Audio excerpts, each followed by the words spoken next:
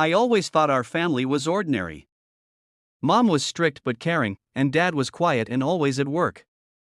We rarely talked about feelings, and I thought that's how everyone lived. When Dad died, I was 23. The funeral was quiet, without any outbursts. Mom cried quietly, as if she had been preparing for this moment for a long time.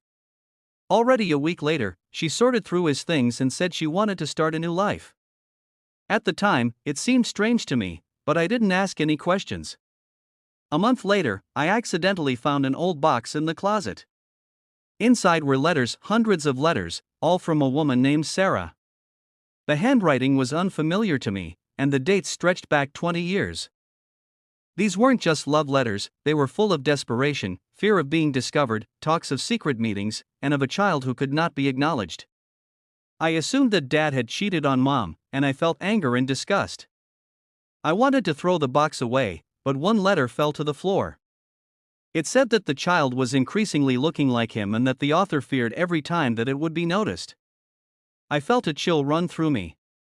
The next day, I showed the box to Mom and demanded an explanation. She was silent for a long time, and then she said I had the right to know the truth. She admitted that in her youth she had been pregnant by another man, who was married, and she was afraid of being alone and disgraced. Then her best friend, the man I had always called Dad, agreed to claim the child as his own and raise me as his son. She said he loved me more than life itself, even though I wasn't his son. I couldn't believe what I was hearing and could hardly breathe. But that wasn't the worst part. The last letter was dated a week before Dad's death. In it, Sarah wrote that she could no longer stay silent and that the truth needed to be revealed now.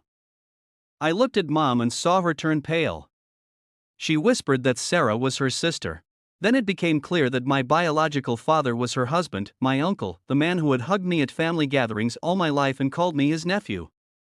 Mom had always known the truth. Dad knew too. The only person who was kept in the dark was me. Dad died without ever revealing the secret because he wanted me to live a peaceful life. And only now did I understand that sometimes the cruelest lie is the one told out of love.